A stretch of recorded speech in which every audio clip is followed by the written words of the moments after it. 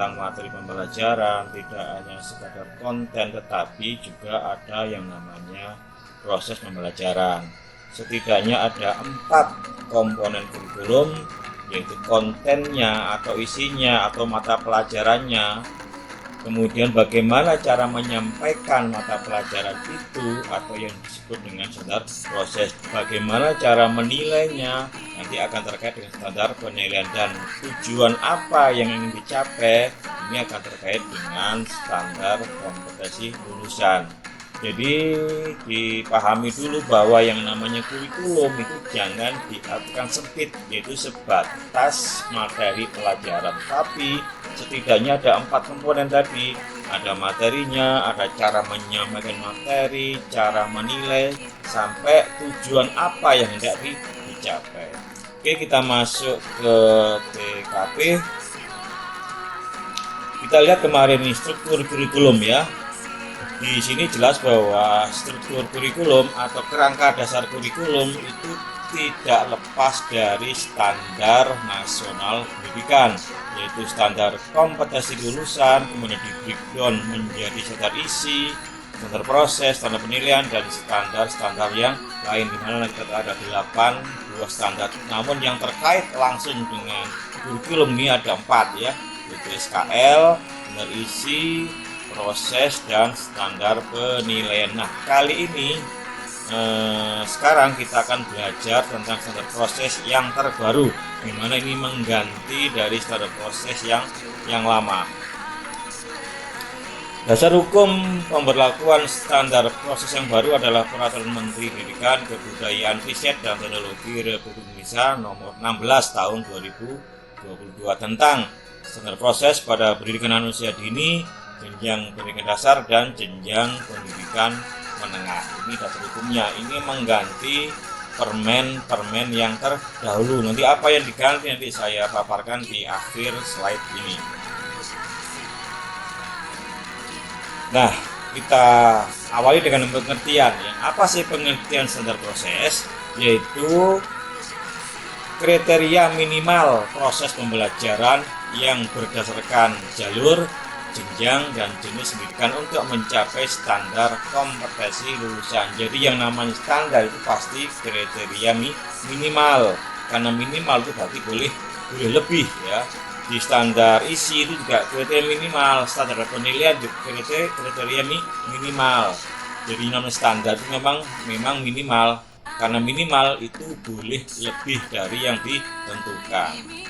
Nah, standar proses pasal 2, standar proses digunakan sebagai pedoman dalam melaksanakan proses pembelajaran yang efektif dan efisien untuk mengembangkan potensi, prakarsa, kemampuan, dan kemandirian peserta secara optimal. Jadi digunakan sebagai pedoman, sebagai acuan. Jadi kita melaksanakan pembelajaran mulai dari perencanaan sampai dengan evaluasi tidak boleh menyimpang dari standar proses yang sudah ditetapkan oleh Kemdikbudristek. Nah, di ayat 2 pasal 2 ini standar proses ini sebagaimana yang dimaksud pada ayat 1 itu meliputi 3.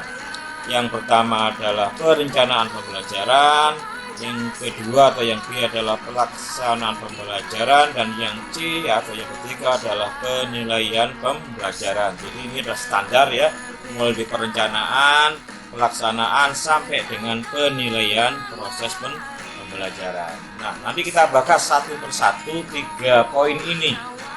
Perencanaannya bagaimana, pelaksanaannya bagaimana, penilaiannya bagaimana. Oke, mulai dari perencanaan ya. Masih ingat kalau standar yang lama ya, bahwa perencanaan itu jelas di sana guru diminta untuk membuat silabus, yang kedua membuat RPP. Nah, di sini tidak dijelaskan secara gamblang nomenklaturnya. Jadi apakah nanti judulnya itu silabus, apakah judulnya RPP, ini tidak diatur secara tegas. Jadi boleh dibilang namanya mungkin barangkali terserah kita. Namun nanti di pedoman pembelajaran ada nama khususnya, apa bentuk-bentuk atau dokumen perencanaan itu ya. Nah, Perencanaan pembelajaran sebagaimana yang dimaksud dalam pasal 2 ayat 2 terdahulu ya huruf A merupakan aktivitas untuk merumuskan A. Capaian pembelajaran yang menjadi tujuan belajar dari suatu unit pembelajaran. B. Cara untuk mencapai tujuan pembelajaran. C. Cara menilai ketercapaian tujuan pembelajaran. Jadi ini intinya perencanaan itu 3 aspek, 3 komponen. Jadi tujuannya apa, bagaimana cara mencapai tujuan, dan bagaimana cara menilai tujuan belajar. Nah, ini komponennya sebanyak 3. Maka ini sebenarnya sudah dirilis pada Merdeka Belajar episode 1 bahwa RPP yang disebut RPP 1 lembar, walaupun belum satu lembar, yaitu memiliki 3 komponen, yaitu tujuan, cara mencapai tujuan atau langkah-langkah pembelajaran, dan yang terakhir adalah penilaian. Nah, yang kedua adalah perencanaan pembelajaran sebagaimana dimaksud pada ayat 1 dilakukan oleh pendidik, jadi bukan dibuat oleh orang lain, bukan dibuat oleh kepala sekolah, bukan membeli dari beberapa dari orang-orang tertentu ya. Itu dibuat oleh pendidik ya, jangan dibeli, jangan dibuatkan. Yang ketiga, perencanaan pembelajaran sebagaimana dimaksud pada ayat 1 itu harus memenuhi 1 fleksibel, 2 jelas, yang C adalah sederhana. Fleksibel itu apa? Fleksibel itu adalah formatnya itu terserah kita. Jadi tidak menganut format tertentu. Beda dengan yang standar proses yang lama kan. Jadi RPP itu formatnya sudah diatur ya, mulai dari identitas, kemudian menulis KD, tujuan, mungkin yang ketiga apa, keempat apa, kalau tidak salah sampai 11 komponen ya. Nah, kalau yang sekarang itu formatnya fleksibel, tidak diatur secara ketat. Inilah salah satu bentuk kemerdekaan dari standar proses. Kemudian jelas. Jelas itu apa? Artinya mudah dipahami. Jadi ketika kita membaca, barangkali orang membaca, yang membaca juga akan paham apa maksud perencanaan yang kita buat. Yang terakhir adalah sederhana. Sederhana apa maksudnya? Sederhana itu adalah hanya memuat komponen-komponen yang penting ya, hanya memuat komponen-komponen yang penting. Seperti apa? Kita lihat ya. Dokumen perencanaan pembelajaran sebagaimana dimaksud dalam ayat 3 paling sedikit. Nah, ini memuat tujuan pembelajaran, langkah atau kegiatan pembelajaran, dan penilaian atau asesmen pembelajaran. Ditegaskan lagi bahwa perencanaan itu minimal 3 komponen gitu ya. Tujuannya apa, langkahnya seperti apa, dan cara menilainya seperti apa. Apakah boleh lebih dari 3? Ya boleh, ini kan paling sedikit ya. 4 boleh, 5 boleh, ditambahi model pembelajaran juga boleh, ditambahi pendekatan juga boleh. Yang penting minimal memuat setidaknya adalah 3 komponen. Oke, pasal 5. Capaian pembelajaran yang menjadi tujuan belajar dari suatu unit pembelajaran sebagaimana dimaksud dalam pasal 3 ayat 1 huruf A. Pasal 3 ayat 1 huruf A yang mana? Nah, ini ya, yang ini pasal 3 ayat 1 huruf A. Capaian pembelajaran yang menjadi tujuan belajar dari suatu unit pembelajaran itu dijelaskan lagi di sini ya, merupakan sekumpulan kompetensi. Nah, sekumpulan berarti banyak. Bisa 1, bisa 2, dan lingkup materi pembelajaran yang sesuai dengan kurikulum satuan pendidikan. Jadi oleh karena itu nanti di kurikulum yang baru ini kita dituntut merumuskan dulu tujuan belajar atau tujuan pembelajaran. Dari tujuan-tujuan itu nanti kita akan bisa membuat perencanaan. Ya, kalau dulu namanya RPP, nanti sekarang namanya modul ajar. Nah, kumpulan-kumpulan dari kompetensi itu nanti akan disebut dengan TP atau tujuan pembelajaran. Setelah kita membuat TP, akan dibuat lagi yang namanya ATP, alur tujuan pembelajaran. Apa itu? Yaitu rangkaian secara teratur, secara terurut, penyampaian ke potensi-potensi dari mulai yang paling sederhana sampai yang paling kompleks, dari mulai fase yang paling rendah sampai fase paling tinggi, sesuai dengan urutan-urutan yang ada di capaian pembelajaran yang sudah ditetapkan oleh Kemendikbudristek. Oke, lanjut. Nah, sekarang bagaimana cara mencapai tujuan pembelajaran? Jadi merencanakan ada 2 komponen. Apa itu? Satu adalah tujuan, yang kedua cara mencapai, yang ketiga cara menilai. Nah, sekarang bagaimana cara mencapai tujuan? Nah, cara mencapai tujuan, maka tentu kita harus sebagai guru melaksanakan pembelajaran. Diatur di pasal 7 cara untuk mencapai tujuan belajar sebagaimana dimaksud dalam pasal 3 ayat 1 huruf B. Pasal 3 ayat 1 huruf B yang mana? Ini ya. Ayat 1 huruf B, cara untuk mencapai tujuan belajar. Diatur lagi di dalam pasal 7 ya, melalui strategi pembelajaran yang dirancang untuk memberi pengalaman belajar yang berkualitas. Seperti apa yang berkualitas? 1. Memberi kesempatan untuk menerapkan materi pada problem atau konteks nyata, artinya harus kontekstual ya, harus dikaitkan dengan dunia nyata. Yang B, bisa mendorong interaksi dan partisipasi aktif peserta dididik. Jadi pembelajaran harus berpusat pada siswa, tidak boleh berpusat pada guru. Yang C, mengoptimalkan sumber daya yang tersedia di lingkungan satuan pendidikan dan atau di lingkungan masyarakat. Dan yang terakhir, menggunakan perangkat teknologi informasi dan komunikasi. Ini yang penting. Jadi di sini ditandaskan bahwa ketika kita melaksanakan pembelajaran, seoptimal mungkin, semaksimal mungkin diupayakan menggunakan perangkat teknologi informasi dan komunikasi. Ini berguna untuk efisiensi dan efektivitas pembelajaran. Nah, oke, ini baru langkah cara mencapai tujuan pembelajaran. Nah, terakhir bagaimana cara menilai? Cara menilai di sini, cara menilai ketercapaian tujuan belajar sebagaimana dimaksud pasal 31 huruf C dilakukan oleh pendidik dengan menggunakan beragam teknik dan atau instrumen penilaian sesuai dengan tujuan belajar.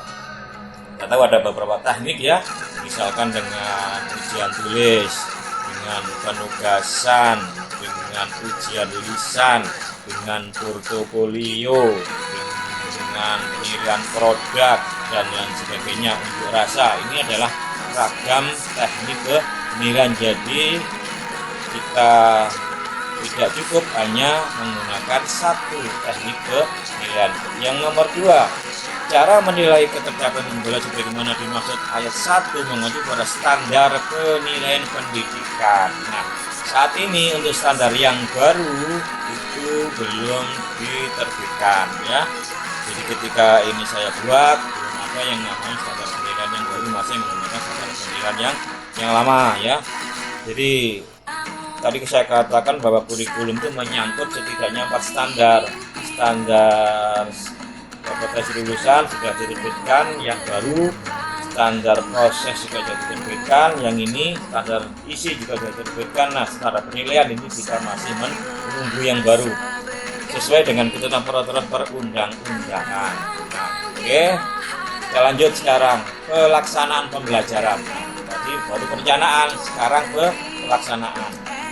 Nah, pelaksanaan pembelajaran sebagaimana dimaksud dalam pasal 2 ayat 2 huruf B diselenggarakan dalam suasana. Ini pertama harus interaktif, kedua inspiratif, yang C menyenangkan, menantang, memotivasi, yang F memberikan ruang yang cukup bagi prakarsa, kreativitas, kemandirian sesuai dengan bakat, minat, dan perkembangan sikap psikologis peserta didik. Nah, jadi dari sejak dulu sebenarnya yang namanya pembelajaran itu memang harus interaktif, harus inspiratif, harus menyenangkan, menantang, memotivasi ya. Cuma kadang-kadang di tataran implementasi ini tidak jalan. Kenapa tidak jalan? Kadang-kadang kurikulum dipahami sempit, hanya dipahami sebagai perubahan materi pelajaran. Pada yang namanya kurikulum itu tidak sebatas konten, tidak sebatas materi pelajaran, tetapi juga menyangkut bagaimana proses pembelajaran. Khawatir kita, andaikan ini proses pembelajaran masih paradigma lama, masih banyak guru ceramah, masih berpusat pada guru, maka kurikulum apapun yang dikembangkan juga tidak akan bisa meningkatkan kualitas pendidikan kalau cara mengajar guru masih konvensional. Maka sekarang ditegaskan lagi bahwa dalam pelaksanaan pembelajaran harus interaktif, harus inspiratif, menyenangkan, menantang, memotivasi, sampai dengan memberikan ruang agar kreativitas, bakat, minat itu akan berkembang. Yang nomor 2, pelaksanaan pembelajaran harus bersifat A. Keteladanan, B. Pendampingan, C. Fasilitasi. Nah, di sini jelas guru tidak boleh dominan mengajar. Namanya fasilitasi itu sebagai fasilitator, tidak dominan. Jadi jangan sampai guru dominan ceramah, pembelajaran kepada guru, tapi harus berpusat pada siswa dengan keteladanan, pendampingan, dan fasilitasi. Nah, terakhir penilaian proses pembelajaran. Tadi sudah saya paparkan bahwa yang namanya proses itu kan ada 3 ya. Perencanaan, pelaksanaan, sampai dengan penilaian proses pembelajaran. Nah, penilaian proses pembelajaran ini beda lagi dengan penilaian kepada peserta didik. Beda lagi dengan penilaian terhadap tujuan pembelajaran. Kalau penilaian terhadap tujuan pembelajaran itu kan kita lakukan dengan ulangan, dengan tes tulis, dengan tugas. Kalau penilaian proses pembelajaran berbeda dengan itu. Yang dinilai itu adalah gurunya, bukan siswanya ya. Jadi kalau penilaian pembelajaran itu yang dinilai adalah siswanya. Kalau penilaian proses pembelajaran yang dinilai adalah gurunya. 1. Diatur dalam pasal 19, penilaian proses pembelajaran sebagaimana dimaksud dalam pasal 2 ayat 2 huruf C merupakan asesmen terhadap perencanaan dan pelaksanaan pembelajaran. Jadi yang dinilai itu perencanaan dan pelaksanaannya. Bagaimana pelaksanaannya, bagaimana perencanaannya akan dinilai. Nanti siapa yang menilai? Yang menilai nanti bisa sesama pendidik, bisa kepala sekolah, bisa juga siswa nanti yang menilai ya. Yang nomor 2, penilaian proses pembelajaran sebagaimana dimaksud pada ayat 1 dilakukan oleh pendidik yang bersangkutan. Jadi pendidik sendiri menilai dirinya sendiri. Yang ketiga, asesmen terhadap perencanaan dan pelaksanaan pembelajaran sebagaimana dimaksud pada ayat 1 dilakukan setelah pembelajaran paling sedikit 1 kali dalam 1 semester. Jadi setidak-tidaknya 1 kali dalam 1 semester, berarti dalam setahun itu minimal 2 kali dinilai. 4. Nah, asesmen terhadap perencanaan dan pelaksanaan pembelajaran sebagaimana dimaksud pada ayat 1 ayat 3 dilakukan dengan cara A. Refleksi diri terhadap pelaksanaan perencanaan dan proses pembelajaran. B. Refleksi diri terhadap hasil asesmen yang dilakukan oleh sesama pendidik, kepala satuan pendidikan, dan atau peserta didik. Nah, menyinggung kata refleksi ini, refleksi itu sebenarnya adalah mengkoreksi diri sendiri, bercermin apakah yang sudah dilakukan dalam perencanaan maupun pelaksanaan pembelajaran itu sudah bagus, apakah ada kelemahan, apakah ada kelebihan, mana kelemahannya. Nanti kalau sudah ada kelemahannya akan diperbaiki di masa-masa mendatang. Itu tujuannya penilaian proses pembelajaran adalah refleksi. Nanti refleksi ini kalau kita cerdik, maka bisa kita buat yang namanya penelitian tindakan kelas, yang namanya PTK. Sebenarnya kan refleksi juga, refleksi apakah yang kita laksanakan dalam pembelajaran sudah memenuhi standar. Oke, pasal 20 ini penegasan dari pasal 4 ya, ayat 4 bahwa selain dilaksanakan oleh pendidik yang bersangkutan sebagaimana di pasal 19 ayat 2, penilaian proses pembelajaran dapat dilakukan oleh sesama pendidik, kepada satuan pendidikan dan peserta didik. Nah, sesama pendidik ini kan bisa saja nanti misalkan guru A minta tolong kepada guru B menilai sejauh mana pembelajaran yang sudah dilaksanakan oleh guru yang dinilai. Akan lebih bagus kalau kita terbuka kira-kira mana kelemahan kita, mana kelebihan kita. Nanti kelebihan nanti akan kita teruskan, kelemahan akan kita perbaiki.